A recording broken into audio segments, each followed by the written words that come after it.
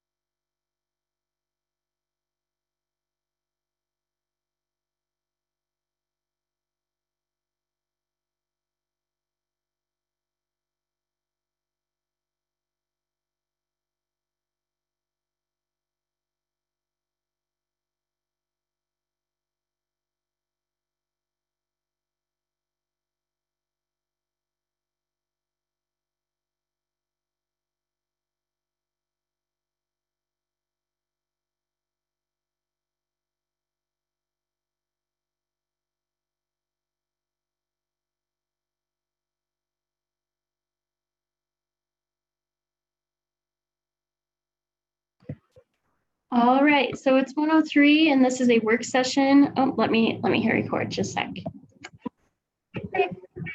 All right, it's 1:03 p.m. This is a work session of the Board of County Commissioners of Lake County, Colorado. Today we just have a couple things on our agenda. We'll start by getting a brief update from our Public Health Department from Colleen Nielsen, and then dive into a presentation from Jacob Kordich, who's here to join us today about some project management that he may be able to offer us. So with that, I'll go ahead and turn it over to Colleen. Colleen, if you'd like to get started and give us an update. Yeah, hey guys. So as you know, we continue to get cases. So we're now up to 53 positive cases.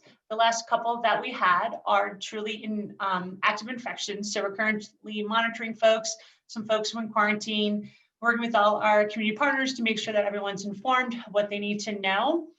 We still feel pretty thankful that we haven't increased to the point where we have to start looking at other measures. As we know, the governor wants us to move into what's called protect our neighbor phase. With all of the parameters around that, it's going to take not only our county, but a lot of counties to a certain amount of time in the sense before we can move into that phase because of the different parameters and measurements that we have to achieve. And right now, as we sit as Lake County, we don't have the ability to apply for that. But like I said, that's not unheard of across the state because of the increase in cases that many counties are seeing. That kind of precludes us from kind of getting into that next phase as far as, you know, decrease in active cases as well as some of the other measures. At this point in time, we are trying to gear up for the fall and the anticipated surge in conjunction with influenza season. And so as we kind of work through that, we're open for any feedback and suggestions that folks might have. At this point in time, it is mandatory to wear a mask in public and or face covering.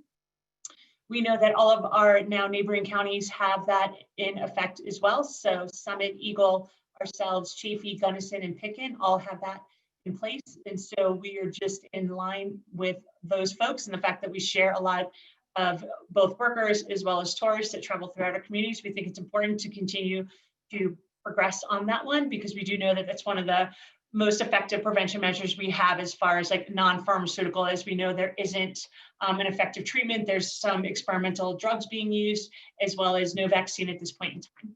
So we will continue to communicate and answer questions as needed. We are still in our safer at home and on our current public health order. Nothing has changed in the last week and a half other than bars have been shut down in the sense of traditional bars that don't serve any kind of like a full bar menu or anything along those lines. We have been in communication with those businesses. We just want to say thank you to everyone that has been helping out and making sure that we're all doing the right thing and doing our part. So thank you. Thanks, Colleen. We've had a few questions. We're actually going into our business advocacy group meeting after this at 2 p.m. And so I just would like to take back to them a few clarifications or maybe just some communication from you around what the projection looks like for the fall. Would we anticipate the state taking a step back in their orders and going back to the stay-at-home orders, or what would we anticipate in the fall? I think there's a lot of question around the state going back into shutting businesses down. And I was just wondering if you had any sense of direction around that. It all depends on the numbers. Like, there is no crystal ball, as we all know. If we have known that from the beginning, right, we'd be in a much better state of like, oh, we know this is what's going to happen next. The take home point is that as businesses and as community members, if we're all doing our part in following social distancing in the sense of, face covering 6 feet apart, that's what's really going to determine, where we're at as a state. As we know, in the last 2 weeks, our cases continue to increase all the way across the state. We're not at a point where we need to go backwards. If anything, it's maintaining where we are, encouraging people to stay, doing all these pieces, because we have to recognize that it's not only like a health issue, it's an economy issue in the sense of if we have a lot of folks sick, including at workplaces, and we find that some practices weren't being followed, your whole staff could be quarantined. And so that becomes, an ongoing issue of let's make sure that we're following all those practices. As far as fall, the intent is kind of to stay where we are, maintain where we are, and not necessarily go backwards. But as you can imagine, if there's truly a surge, I don't think it's going to take much for the public and or ourselves to recognize like, hey, we need to dial it back. And so I don't think it'll be like a drastic, we need to see it coming kind of a piece, because we know it takes about 12 to 13 days to get the data. So I think what's going to be really telling is what happens in the next 2 weeks from the 4th of July to see, where folks were at in the sense of, were they following social distancing? Were they limiting, their group interactions and things like that? And were they following good social distancing? So I think as always, which always feels not good, is like kick that can down the street another 2 weeks to see, hey, how significant of an increase with 4th of July was there. And if there wasn't, then great. That means that, most folks, are doing what they need to do. At this point in time, we need about 80% of folks to be wearing face coverings in public, as well as 60% of folks not moving around and, going to different counties and traveling extensively and not following social distancing protocols. So we'll find that out, but I don't have that, crystal ball. I think the piece is recognizing that we're all tied together in the sense of how many infections, how much, and, we maintain, is it your staff? Is it, the ability that we have to shut down because we're not, following great practices. So I think as a community, like I said, I'm thankful that I feel like we're doing really well overall, and I encourage us to keep working towards that and, keep that line of communication open. There is no projection at this point in time. Awesome. Thanks, Colleen. Does anybody have any further questions for our Director of Public Health, Colleen Nielsen, at this time? No? All right. Well, thank you for joining us, Colleen. We really appreciate your time, and thank you for the update. We'll see you next Tuesday. Okay, Kayla, thanks so much. Kayla, Yes, this is yes. Paul. Oh, Yes. Yeah, Colleen, I understand that we're not able to move forward as the governor would like us to. Is that correct? no, I think they're allowing, because there are some counties that have very low incidence rate. And so the idea is that if that truly is your county, that you don't have to necessarily, be in step and matched to what's happening in the safer at home piece. If you truly have, not very many cases and you're handling it, then you have that opportunity to move into what they're calling protect our neighbor phase. And so it's just a recognition that there isn't a one size fits all right now. But I will tell you, for the mountain communities where there are, people traveling up to, to get away from the heat and get out of the big city, that's not the case. So for us specifically, we're not going to be able to kind of move into this next phase. So it's not that, he anticipated it. It's intentional, the measures that are in place.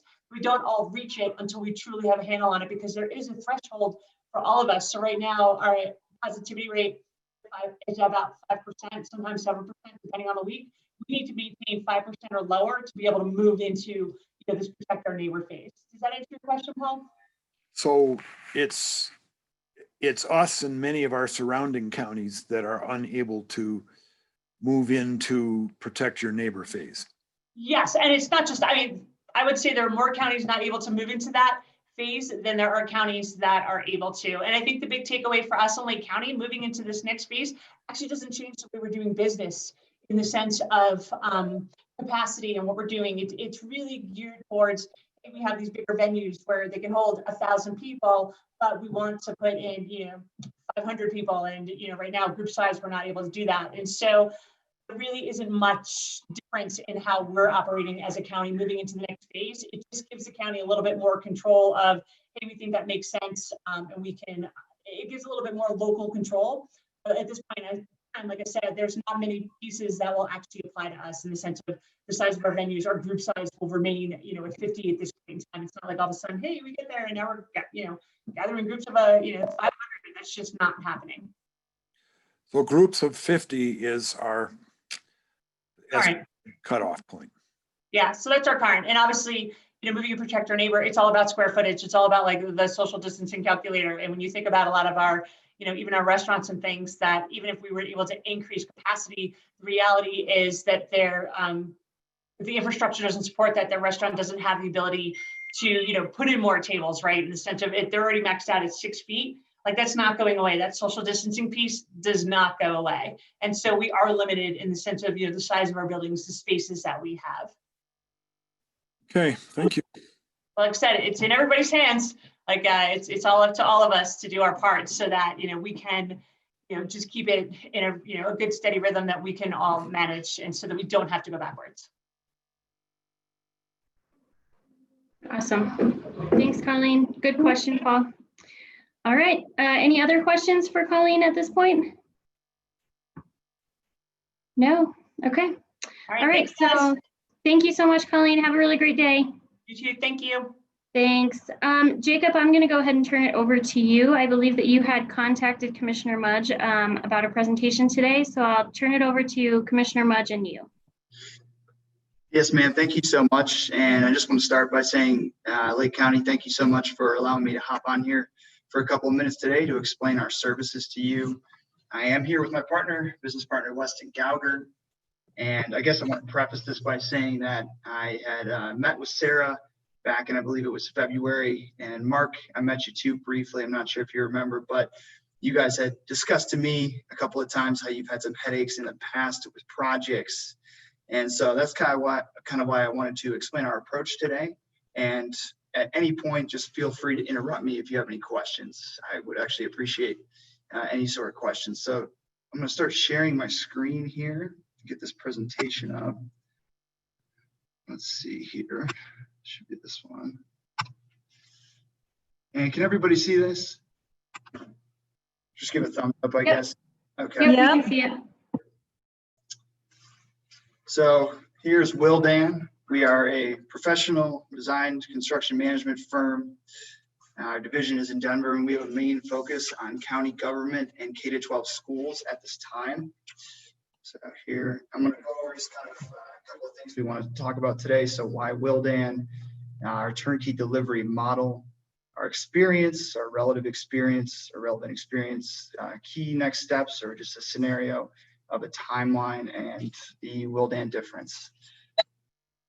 So just starting with why Wildan, as I mentioned, we're a full service design build firm, professional design and construction management, and we provide a construction delivery model that mitigates headaches inherent in the traditional project delivery model, which from my understanding, I believe you've dealt with construction managers at risk in the past, was the way you guys handled your projects.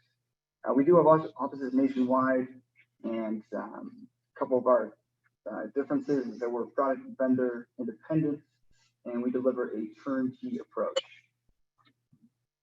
So this is our division strength, our specific division, construction management, commissioning, renewables, facilities, master planning, and we have engineers, everything from mechanical, electrical, civil, and commissioning once a project is over. We also have a full in-house team of construction managers and provide owner training. So I wanted to just give kind of an explanation of the traditional construction approach comparative to Wildan's approach. So with the traditional approach, there are multiple contracts. There's a segmented project delivery, finger pointing, and there are change orders as well. Obviously, with our approach, you have no change orders. You sign one contract from the start to finish of the project, and there is no finger pointing. Anything you want to add to this, Weston? I think the most important thing to understand, hi everybody, I mean, as you guys have probably experienced, whether it's a home renovation or work at the county, there's a lot that goes into any kind of project, from design to construction and post-project support. Having all those things under one roof, having one source of accountability from soup to nuts, lends itself to a lot of value, not just in the short term, but over the long term as well, whether that's the project outcome or financially, and having that clarity kind of throughout the project. Mm-hmm. So here's a couple examples of alternative project delivery methods, and they all have value in different ways, but the fact of the matter is, if a project grows in size, you can easily eliminate a couple of these from working out, and then you'll see my box here. Yep. So we have performance contracting, the traditional energy performance contracting method, design, bid, build, which is becoming a little more outdated, and then a simple vendor project using one contractor. And then here's ours at the end. We provide a full financial solution, 100% system design before pricing, which you're not going to find very often, and our single source of accountability, as I mentioned. Are there any questions before I keep going? Jacob, what do you mean by system design?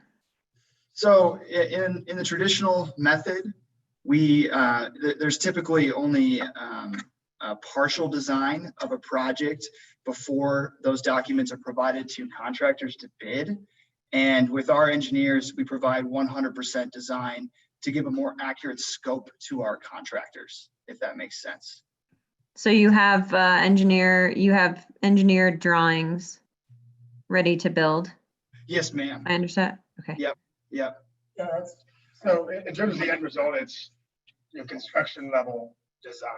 And, eventually, any project you'll get there, right? You have to go through review, you have to get stamps, but doing it prior to a bid process really allows contractors to sharpen their pencils. It mitigates risk that they will eventually build into their number. Even at 70 or 85 or 80% design, the project's there, but they're going to build in a lot of fluff and risk into their bid, because it's going to be their responsibility to figure that out on site. We take that out of the equation. We take the risk to do all design prior to bidding. And so once they're bid, we have sharp pencils, absolute clarity, and kind of going into a really lean price that's not fluffed up with contingency and risk. Hit the nail on the head there. Any other questions before we keep going? And so here's just another slide explaining why Willdan. And I just want to highlight number 4, that our main goal is to empower the owner to make the informed decision. And we deliver, like I said, turnkey projects, soup to nuts, from start to finish, single source of accountability and vertical integration with our Colorado-based team. And so here I will explain our turnkey delivery and the 4 steps of our process. And so we start with planning and analysis. This is it's the preliminary engineering audit. And so it's a holistic investigation of your facilities that's led by our design professionals and construction managers. So we essentially come in and we look at everything top to bottom. We do a utility analysis. We look at doors, windows, roofs, and look at the building as a whole. And like I said, the major mechanical, electrical, and plumbing systems as well. And you want to add on this, Weston? Is there anything you Yeah, I mean, say? what we want to do, I'm sorry, I keep poking in and out. What we want to do out of the gate before even getting into a decision-making process is providing all the information we can to kind of inform that process. I mean, if there's a focus you guys have in terms of your facility needs, let's use an example. Let's call it HVAC. We still want to take a look at the building envelope, site conditions, the roof, kind of every major capital improvement opportunity to add some context and perspective into that decision-making process. If the need is an HVAC system now, and you have 3 or 4 or 5 good years left on your roof, we want to understand that in this decision-making process, because sound financial planning and facility master planning is critical to making the right decision and looking really beyond just what's in front of us. So in terms of our planning analysis, what we want to do out of the gate, it's really just let's get all the information put together so we begin a decision-making process based in a little bit more than just our immediate needs. And so what we would essentially come back to you after the audit with is a report. It's going to give you comprehensive assessments of the current conditions of the building, recommendations, and then detailed project estimates. So that is the first step. That is absolutely no cost to a client. That is simply to give them an idea of some of the main issues that they have and ones that they might have not even had any idea that existed. So that's step one. Step two is our investment grade audit. In simpler terms, this is a design services agreement, and we use the info we discussed collaboratively to pursue a project. And so if we go to the client and they like what they saw with the prelim audit, we enter this phase, and this is where we provide 100% of construction documents to our subcontractors, and we solicit competitive pricing from qualified contractors. We do have a bias on local involvement. We always try to include local contractors, but we do need to ensure you're provided with qualified contractors. So in some instances, this doesn't work as well. We try as hard as we can. Once the audit is over, we will provide construction contract with a guaranteed maximum price. And there's a no change order policy compared to the traditional model. Anything you want to, any questions at this time, I guess? What I just said there. Anything you want to add? Jacob, this is Commissioner Mudge again. Yes, ma'am. So I do apologize. I am, and maybe you'll get to it. If you could explain the nature of your engagement then, or the agreement with the organization. Is this something that you do project by project and you would submit bids as an organization puts out RFPs, or are you held on retainer by an organization to kind of conduct or go through this process with all or any projects planned in a year, or does that make sense? Yeah, Weston's gonna hop on this one. So in terms of organization, then you're speaking about the county. Yeah, or I mean, you said school. I think you said school districts. You've been We work in public engaged sector. with. Yeah, so that process, that the preliminary engineering process, there's the roadmap to what you guys want to get done. Out of that, if there's a specific project that you guys want to pursue, our engagement continues, I suppose. There's always projects to be done when it comes to preventive maintenance. But in terms of procurement, and not just the Colorado's procurement, but your own local procurement as well, in selecting a firm to provide these services, we will be at kind of your direction. In terms of the design, that is in-house. We then subcontract the contractors. So you guys would have one single contract for the entire project, and then we would subcontract the work from there. Does that make sense? And does that answer your question? I think so. I think it sounds like casting a broader net for services needed or projected annually for an organization, and to simplify processes, perhaps. Well, oftentimes that first project, if you will, and this is pretty common with a handful of our Colorado clients as well, is that first project is a decision making on something bigger. There is a planned phased approach. There's an upcoming bond. It's made in the context of how are we going to get these things done, and oftentimes that is a phased approach. So, looking ahead of, we will be that partner if we're successful, and you guys, our clients like how we deliver something. That relationship often continues, and we're working towards the next step each year. So typically your relationship starts with a planned project or a proposed project and going through the steps there. Yes, ma'am. But it's very collaborative. I mean, it's not, we're not telling you what project to do.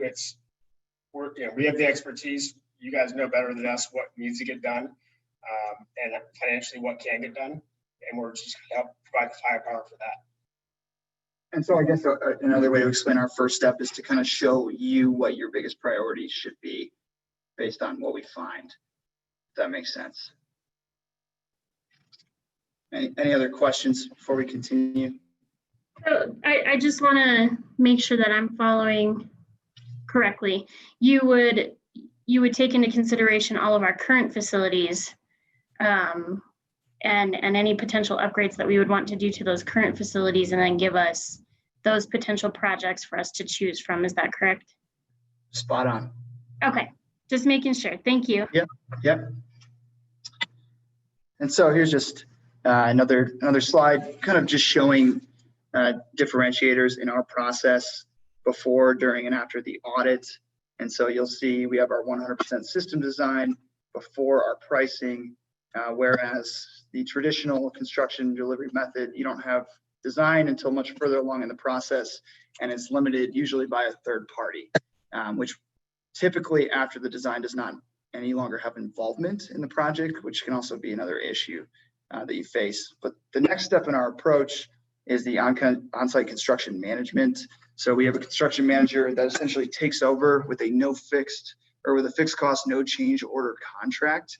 And he is on site at all times. There's a weekly and owner and subcontractor meetings as well in this part of the process.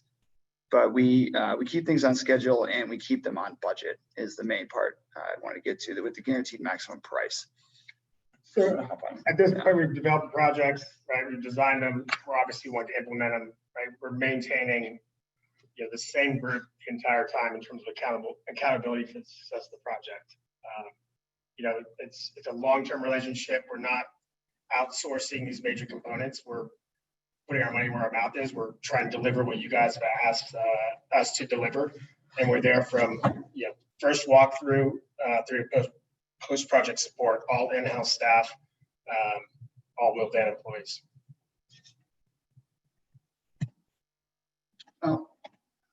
So I just want to give you guys a couple examples of our relevant project experience.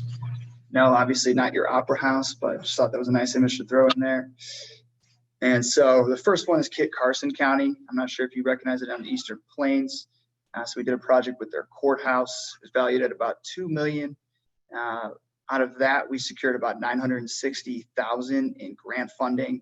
And as you can see, this was everything from a new HVAC system, outdoor air, LED lighting replacements, window replacements, and new ceiling grids. Everything was intertwined. And then another example, school district close to home, Pueblo District 70, which is still an ongoing partnership, most likely for years to come here. But we just secured a BEST grant for them this past year in February, about $3.7 million that will be awarded. The last portion of the project that we did with them about 2 years ago is already saving them just shy of $1 million in energy costs. That's maintenance, that's energy, and that's rebates and utility incentives. And so you'll see here too, with this one, we did district-wide LED replacements and then site-specific measures as well, such as new HVAC systems, condensing boilers, electrical upgrades, and emergency power sources. And like I said, Pueblo remains an ongoing project and partnership. So these are key next steps, and this is simply just to show you what a timeline would look like for something like this. Essentially, the preliminary engineering assessment would take about a month, and then to return with results, another 1 to 2 months. So let's say if someone started something in August, they'd probably receive results from the first report by October. The investment grade audit after that is going to take another 2 to 3 months. And so we once again would come back with the results of that and begin construction around February. So it's about a 6-month process from start to finish before the project even begins. But I just wanted to give you some sort of idea there. Anything else you want to add to that? No. Any questions from you guys? Jacob, are you presenting this as, in theory, an assessment of all county facilities? I know we are talking about a justice center, renovating and maintaining the current courthouse. Do you have anything specific in mind, or is this just in theory? This is in theory to all county facilities. Whatever you guys would like to get Yeah. your head around. I think oftentimes, and I make a lot of assumptions, right? But it sounds like you have a few projects in your head, how those all kind of relate to each other and in terms of putting together a roadmap for addressing whether it's Justice Center, the courthouse, you guys plan to build a new building somewhere, is there an admin office? That first step of getting things organized, getting things understand how they relate to each other, and then starting a decision-making process of, how do we want to tackle this? Is the Justice Center more important than the courthouse this year? Because what will help dictate that is you guys are a local government in Colorado who's not on the I-25 corridor. That means that you guys have top of mind budget concerns at all times, even when things are going great. You guys would want to look into things like a DOLA grant, understanding how the financial part of it plays into the strategy, and how we're going to phase these things. What is the impact of the community? These are all very important prior to starting a let's go do this project. And that's really what that first step is. So the desire for us to look at everything is not to do all those projects so much as to help you guys kind of focus in on Prioritize. what the first step is. Yeah, exactly. And do you have a team, a grant writing team, or do you identify potential opportunities and your clients, write grants or submit applications? We will provide the grant writing, most importantly, the kind of backbone for that, the supporting documentation from the engineering side, construction management, the estimates. You don't want us to write your grant, we won't, but we often end up doing that. So I really, from DOLA to BEST to brownfield to underfunded courthouse facility commission grants, this is, again, you're not from Fort Collins to the Springs, you're looking at one of those to help provide financing for these projects. So it's very much a part of our project. You don't ask for one, we'll probably try to surround you one anyway, because it's usually the task at hand. It's easy to put together a great solution for facilities. How to pay for it is really the challenge that we want to start tackling. Yeah, and Weston and I were actually the ones who just wrote that BEST grant for Pueblo back in February as well. Any other questions? No. So here is the Willdan difference, and just kind of summarizes everything that we explained today. Our turnkey delivery approach, the vendor and product independence to give competitive subcontractor pricing, the ongoing validation support, and our expert project team. We believe this is going to give you the lowest long-term cost for the best project outcome when we look at a holistic or bigger picture approach to your facilities. And anything else? I think that's the end of our slides here. So just want to wrap it up by saying thank you guys so much for letting us hop on today, and we will take any more questions if you have them. Jacob, this is Kayla. I was wondering if you can explain the audit work that you would do for free, or what that looks like, and then what the commitment is past that point or during that free audit or assessment. If you can explain that piece just a little better to me, or to help me understand. Yes, ma'am, of course. So essentially they'd come in and check all of your utility data at the meter, but our engineers would also speak with your utility providers and gain to gather all of that data, and then put together a report to essentially show you how much money you're spending, how much money is being wasted, and how much energy you could be saving. On top of that, they're also going to look at your infrastructure top to bottom. Like I said, this is a very in-depth analysis, but it is absolutely no cost to you, and there is no commitment until we come back, provide results, and then you make the decision of what steps you want to take. Yeah, go for it. So, right, no such thing as free lunch, right? It's at no financial cost or commitment other than time and consideration. I would say that's what we ask for. I guess, is that we do want to put this together. We take on the risk and no financial cost to you guys because, we're making the bet that if we do our jobs, we'll have a very impressive report to discuss with you guys, and that there would be an ongoing conversation. Does that happen every time? It does not, but we take on a risk for a reason. We're putting our money where our mouth is. We want to show you our firepower early. And it kind of goes with the design process of, making a financial commitment before having all the information is difficult. This is just a preview of that. But it does, really in return, we would like opportunity to present this in a similar setting as we are now. But is at no financial cost or contractual commitment to the county. So free is one word, but time is not free. So that would be asked for in return. It would take us about 2 or 3 months to put that together. We do some on-site investigations, get utility bills. Want to have some meetings with all of you to understand what your goals actually are, because if you just let engineers run wild, they're going to design you a Ferrari you didn't ask for. So really understanding what are the goals and what are the long-term plans. And I got Jake. I'll also send you an example report of what that physically looks like. Yep. That we've done for similar clients. Absolutely. So I'm trying to imagine, I'm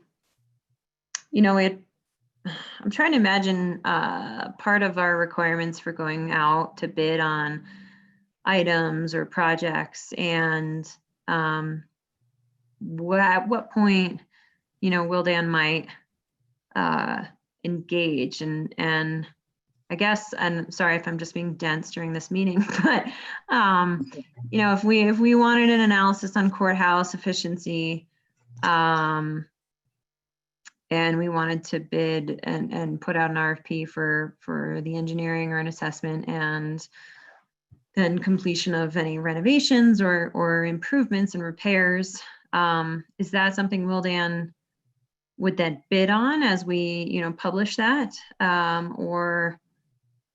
Well, I guess I'll just stop there. You're discussing procurement procedures at this point going forward. So I'm not an attorney, but right. So I know commitment in terms of the preliminary engineering audit. In terms of us providing that at our own risk, does not require procurement. The reason to do procurement now would be to get it out of the way, if you will. So moving forward with preliminary engineering audit, understanding if this is the pursuit you want to go down. There are no procurement policies needed for that. It's really when that selection of really a financial commitment, let's say the design phase, that's when state procurement rules would be considered. But as you guys know, Colorado is a home rule state. So your local procurement policies and the local government procurement supersedes state government. So whatever you guys do in the past, in terms that you guys are comfortable with, you feel like is the best, is most responsible to your taxpayers in terms of selecting a company, really at the design phase, in terms of moving forward with a firm to design a project, is usually the first step there. If there's an energy performance contract that's going through the energy office, if you'd like to, getting an AIA RFP-Q template as well. These are things that you would want to talk to your attorney about for sure. But in terms of a no-cost study, there's no procurement required for that. Unless, again, that is something you want to get out of the way now and not do again. Did that answer your question, ma'am? Paul, I see you have your hand up. Yes. Home rule state really is not quite true because we are a statutory county and we are subject to statutory rules. And in fact, many of our municipalities in the state are actually home rule municipalities. But I think there's only a couple of home rule counties. So our procurement policies and procedures are subject to state statute. So are you a unique firm doing what you do? Are you the only one that does this? Ooh, that's a loaded question, Paul. My ego comes out. And no, in terms of what you're asking, sir, no. I mean, the RFQ or RFP process is on the professional services side. And so traditionally, I think you guys might be experienced with, we need to replace a refrigerator in the break room. Let's send out an RFP. We'll get 5 bids, we'll open envelopes and take the low bid. Is that pretty accurate with something that, a good example in the past? Well, yeah, okay, let's go with that. So that is not applicable here, where you guys are selecting a firm for professional services to provide, whether it's through energy performance contracting legislation, integrated project. I mean, all these things are legislations for pathway. This is more of an integrated project team, and so you're really selecting a firm to deliver these professional services. So when we bid a project, those are our bids. Now we're transparent with it. We involve you guys in terms of that process, but that is not really an open bid process as you've had in the past. Once you've selected that firm for professional services, whether it's performance contracting or design build, that's a one-time process. Again, usually happening when you guys are moving forward with the project. Did that answer your question, sir? Well, let me go to the next question about this then. Would we not have to put out an RFP soliciting for services from you and other similar companies? For the preliminary engineering audit or for the design services portion? Yes. First one? You are a turnkey firm, right? Right from initial concept conversation to completion of the project, you are proposing to manage the entire process from beginning to end. Yes. Again, I can only speak from my experience working in Colorado and other Midwest states, where all procurement is different, but until there's a financial or contractual commitment, that is really when that needs to take place. If we're offering a no financial cost, no commitment study of your facilities, you're not awarding anything to someone that you're taking from someone else. Does that make sense? Other than time and consideration, right? Again, I would have your county attorney advise you on that. I can only speak to the counties and schools, municipalities I've worked with in the state, different construction delivery models. And I can also send you the legislation talking about it offhand, but kind of point you in the right direction for what the state statutes say for each of these as well. All right. Well, so in other words, if I might put it in different words, you offer an initial service, essentially, ostensibly free of charge, kind of to get your foot in the door. Then, Absolutely. And when there becomes a financial aspect to doing this, to proceeding, does it not then have to go to our a request for proposals? Oftentimes it does. Again, does it have to? My experience is different. When I say my answer is it doesn't always. Again, this is not Lake County. This is different schools and counties I've worked with, and whether it's be different grant programs or different legislation. That is the point where we would say, let's look at this. What are your local requirements and what are the state requirements for selection? Because we don't want you to get in a situation that muddies things up or puts you in a bad spot. To answer your earlier question, yes, we take things at risk because we want to compress, and if that means that down the road we're looking to compete, which we love to do, we feel like we're in a good spot. Have we won all of those? We have not. All right. Well, I think that does it. It sort of, once your foot is in the door, so to speak, it sounds as though you have a leg up on any of potential competition. That would be accurate. Mhm. For the blanket, yes, sir. And if that is not kosher activity with the county, that you don't put that situation, then putting an RFP or two out for facility master planning now is another option. But again, that's up to you. It's tough. I'm not your attorney, so I can't always. Yeah, it's a little, I mean, I think the nuances of determining what we would, what the services that we aim to seek, kind of similar how we have certain, legal counsel on retainer for annually, right? And if we, there are different ways that the county could go about this, I presume, to find, efficiencies in engaging with a firm like this to, run us through and help us make strides in any facilities planning that we hope to do over the next year or two, or by a project on a project by project basis. But I think we'd have to kind of sit and navigate that as a board and with departments and whatnot to figure that out. I do have another question. If we, recently we did a big audit on our aquatic center. And so do you come in and kind of take, would you bid on something at that point that where an audit has already been done? Would you add to it and kind of do a big assessment and want to provide your own analysis? We would provide our own separate from what was already done. Or add to it at least. You guys went through a lot of work and it's pretty good. We actually, strangely enough, in the back Northwest, have a lot of experience in aquatic centers. Not me personally, but I know it's very specific solutions. We do have actually pretty great experience within Wilden for that.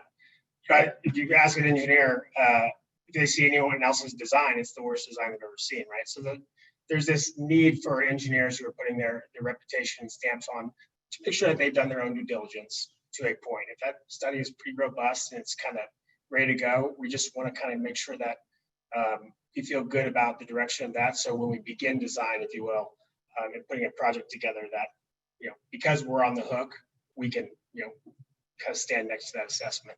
Mhm. And then again, we would love to put that in the perspective of what y'all's plans are, but you guys are looking for a firm and, to get some things done. We don't say no to a lot of things, not because we're yes people, but because, owner direction is usually the best project. When there's a lot of lost or I don't know stuff on the client side, it makes for a difficult project. Mhm. Thank you. Thank you, Jacob, for your presentation. Does anybody else have any questions for Jacob at this point?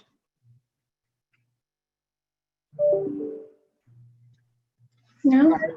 Thank you guys so much for letting us hop on here. Sarah, I'm sure I'll connect with you in the next week or two here once you all discuss, and y'all have a great rest of your afternoon. Feel free, Wonderful. really, if you have any other questions too after the meeting. Sounds great. Thank you so much, Jacob. I appreciate it. Thank you. Okay, so before we hop off on this call, Paul, I forgot to speak at the beginning of the meeting about an update from you on the CUP with Titan AU. If you want to give us a quick update. I don't know if it can be quick. That's okay.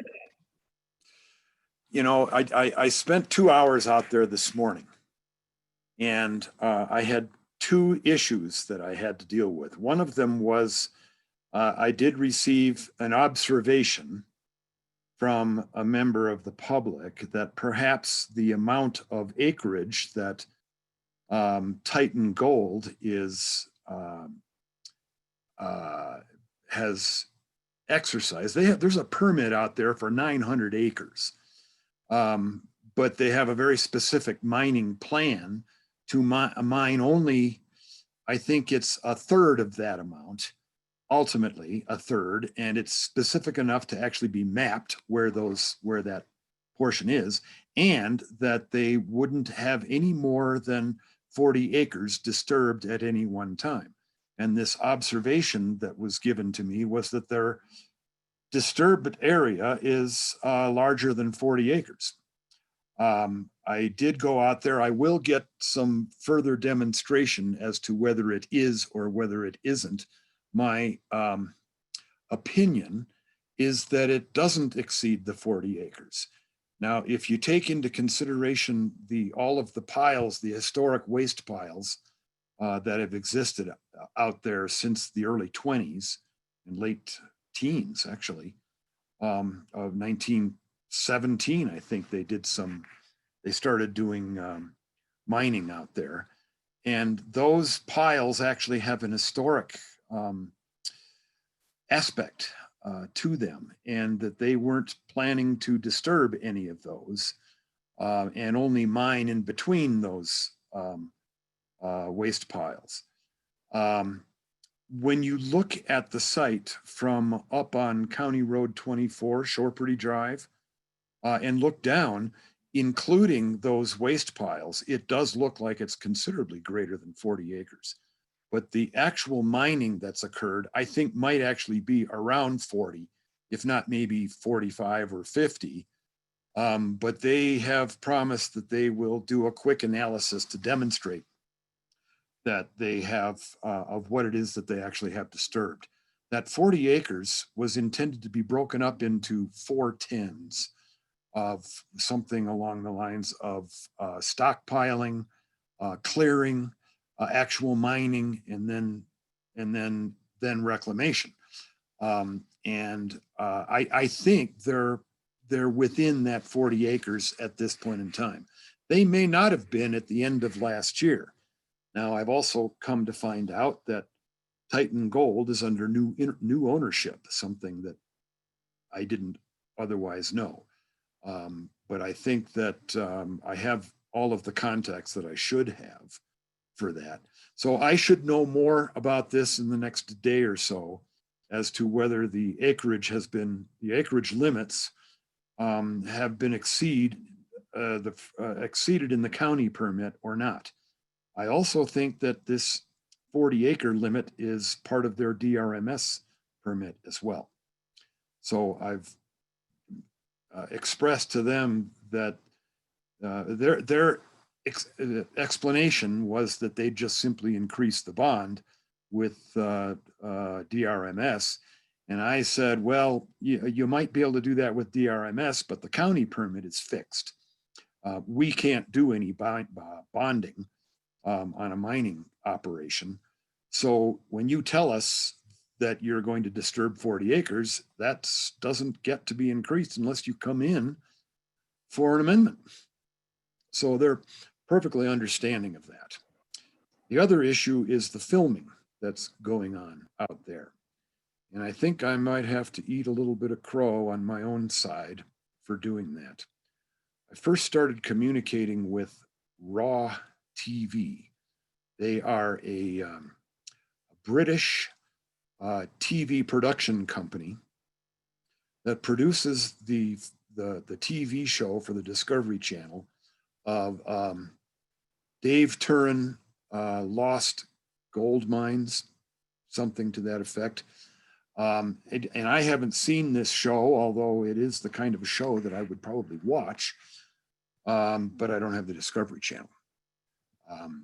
And it apparently isn't similar to the show Gold Rush, which did experience some problems over in Fairplay area a couple of years ago.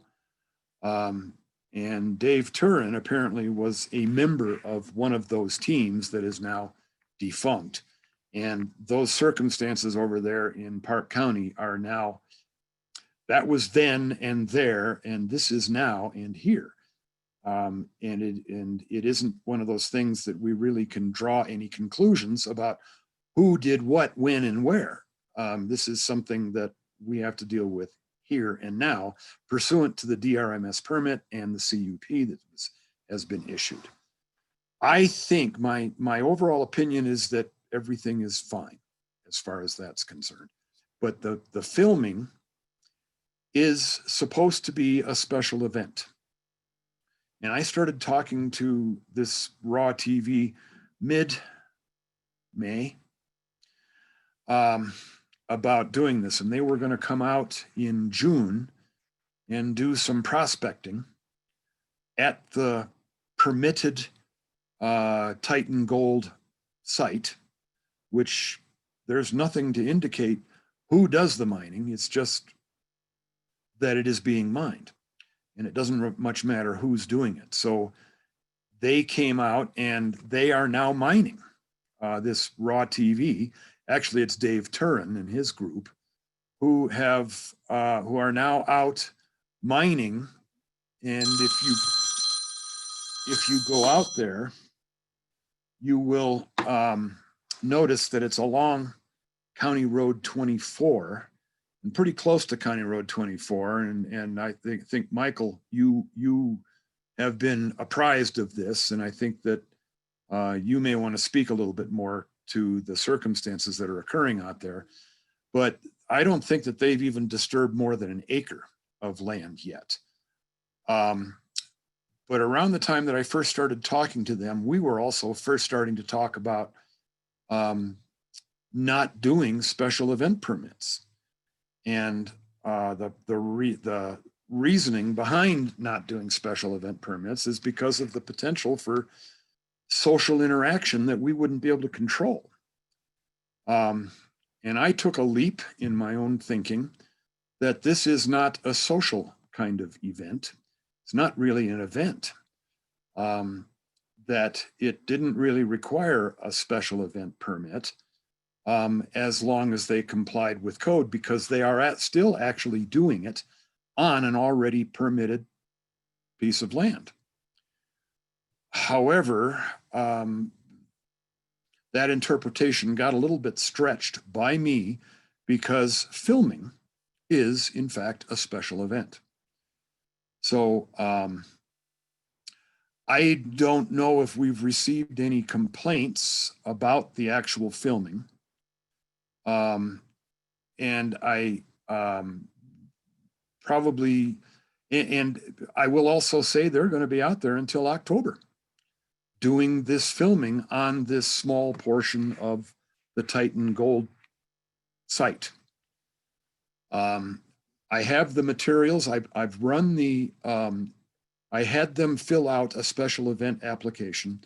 I ran it through all of our referral agencies and departments and got very little. I think I got something back from the Environmental Health Department saying, how are they going to cope with COVID? And they had a very extensively laid out coronavirus plan that was reviewed by public health and found to be acceptable by public health. So, Paul, I'll say I haven't gotten any complaints or I had not noticed the film crew. I think Commissioner Marcella had been, attention had been brought to that. So right now I don't know that there's any issues with that. well, I think the only issue is that there isn't really a special event permit for this filming, and there should be.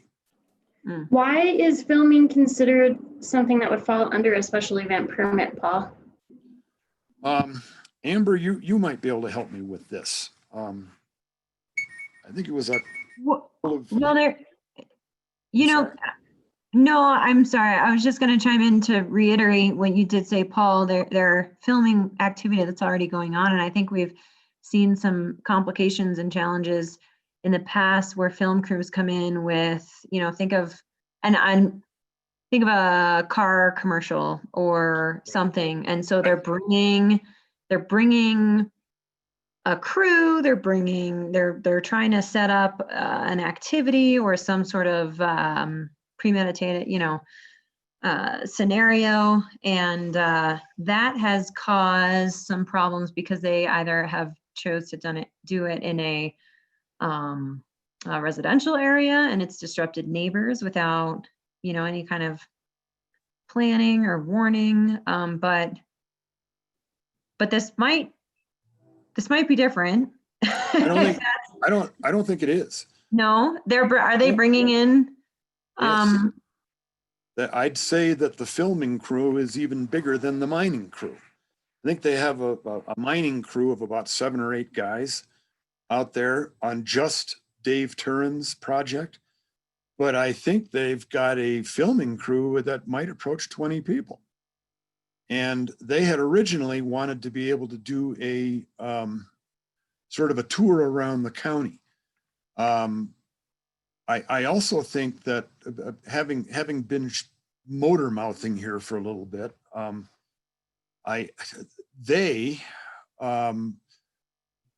Titan Gold, as well as Raw TV and Dave Turin himself, would be quite happy to join a meeting with you and describe who they are and what they do and what they're all about. I think that it is ultimately going to be a very positive experience for Lake County, not just in the immediate future where some money is actually being spent in Leadville, but I think in the long run, there's the potential for some history being presented about Lake County and mining. So Well, are they trying to set up different scenarios when and if they're filming off of the Titan Gold site? no, they have decided to eliminate that. But I think I might want to encourage them to revisit it. And I'm just going to chime in, and sorry, I haven't been fully tuned into this conversation, but this is just to more answer Kayla's question about why are we requiring special event permitting on filming.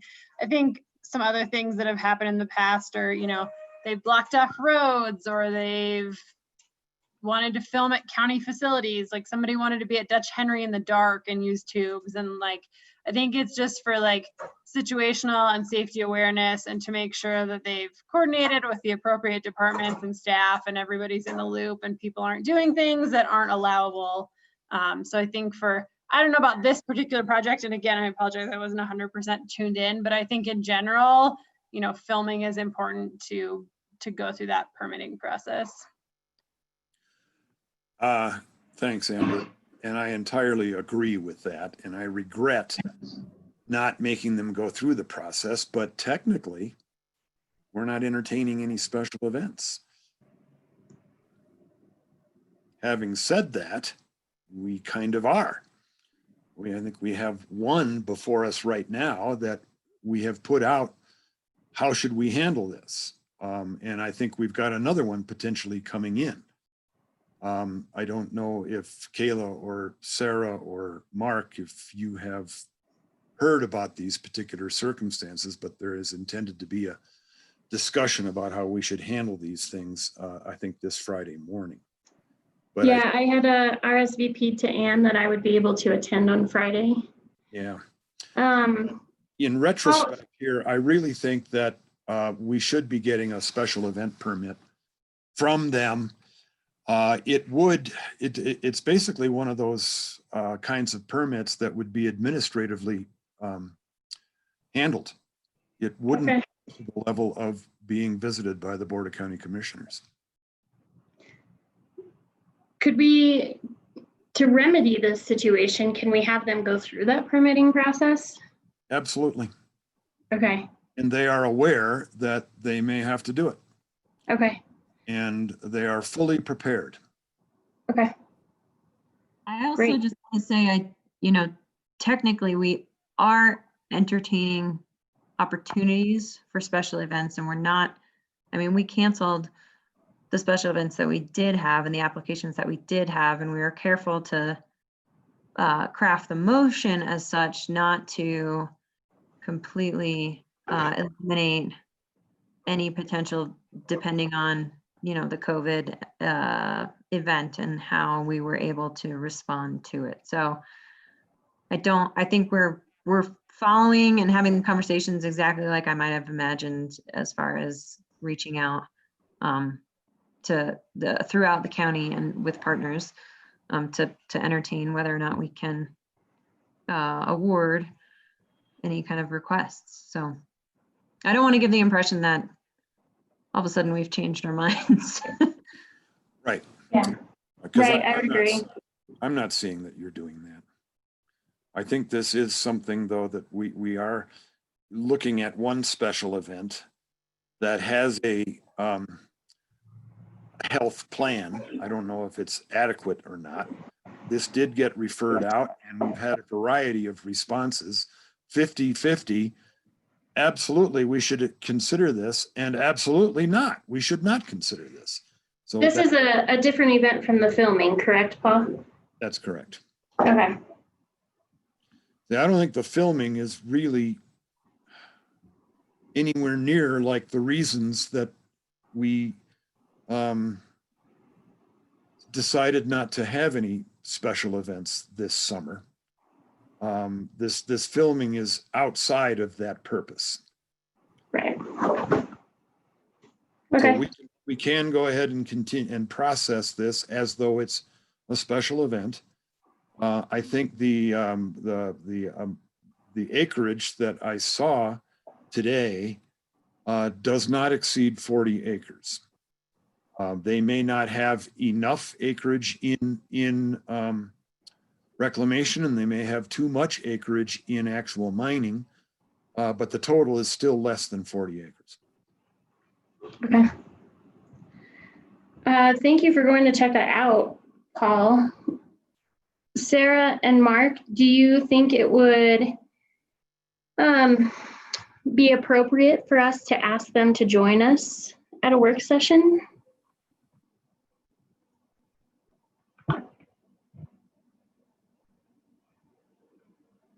Oh, you're muted. Sorry about that. Yeah, I don't see why not. I mean, if just to, it sounds like all the thought and the follow-up and the monitoring has been done. It just to, introduce us to the new management or owner and be able to reiterate the best practices that they are following, I think couldn't hurt. I might mention that they would love to be able to talk with you. I think they would love to take up a great deal of your time too. So we might want to tell them that keep it to what, half an hour? Yeah. Commissioner Glenn, what are your thoughts? Yeah, I agree. Okay. I will coordinate with Paul and maybe Michael Irwin to get that set up. This will include Dave Turpin. What is Kayla? What's his name again? Turin? Dave Turin, yeah. And it'll include a representative from Raw TV and also a representative from Titan Gold. Awesome, thanks, Paul. I think it'll be especially important in keeping in line with the spirit of the approval of that permit out there. I know that it was kind of a contentious hearing, and so I think the more open that we can be with the community in the southern end of our county about what's happening down there, the better, so that they feel included in what's happening in their neighborhood. I think that's a great idea. Yeah. So Thanks for the follow-up, Paul. Yeah, thank you. Your quick response on that. You bet. We might. I had even suggested that you're planning a meeting on Thursday. I think that might be too soon. We might want to get the word out to at least the Friends of Twin Lakes that this is going to occur. Maybe we can push it out a week or two. I know Commissioner Glenn will be gone next week, and Commissioner Mudge also has some pre-existing engagements next week as well, with family being in town. So maybe we can do it a week or two in advance. I'm planning on attending the Friends of Twin Lakes meeting on Saturday morning to give an update. So I can just talk about it at that point, if that would be okay. I can probably attend that meeting with you if you like. That'd be great. I'd appreciate that. All right. Cool. Meanwhile, I will pursue getting this special event permit for filming reviewed by all of our agencies, and I suspect we'll be issuing a permit. Cool. Wonderful. Thanks, Paul. I appreciate your work on that. You bet. All right. I think that's all we've got for today. Commissioner Glenn, Commissioner Mudge, do you have anything else before we adjourn? Nothing for today. Thank you.